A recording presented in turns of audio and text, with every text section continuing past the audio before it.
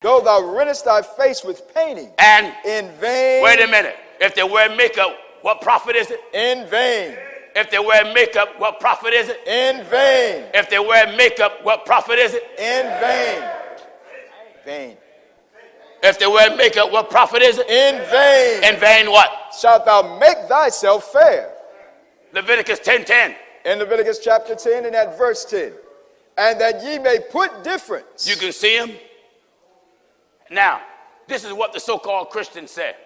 God said he ain't looking at the outward. Give me the book of Samuel. When God sent the prophet down to the house to look among Jesse's house. This is the scripture that they use. I want to get every scripture they got in mind so I can wreck it.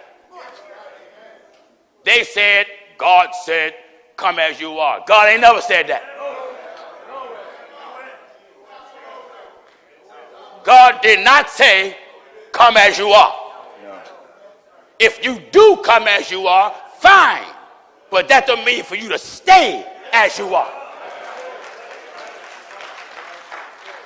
Listen at this in the book of Samuel. 1 Samuel chapter 16, and we're right at verse 7. Everybody all right? 1 Samuel 16. And at verse 7. Begin at verse 7.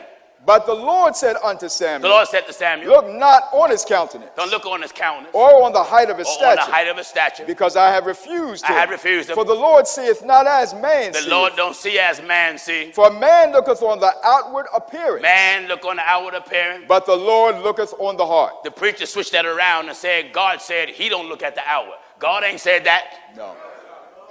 Let me prove to you that God do look at the outward. Now, in that scripture, had nothing to do with clothing.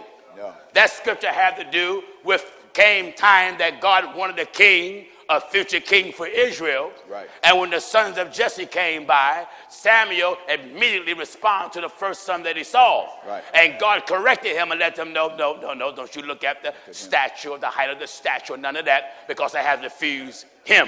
Right. And God was letting Samuel know that what I may get may be the one who you least expect. That's right. And the one they least expect was David. Right. Until David was out there keeping the sheep. And Samuel asked, well, look, is all your sons here? Jesse said, no, there's one. And he's a young, ruddy-looking fella. He's out there keeping sheep. People didn't know the reason why David was keeping the sheep. It was dress rehearsal, because keeping the sheep represented him being a king, and the sheep represented him ruling over Israel. Are you getting what I'm telling you?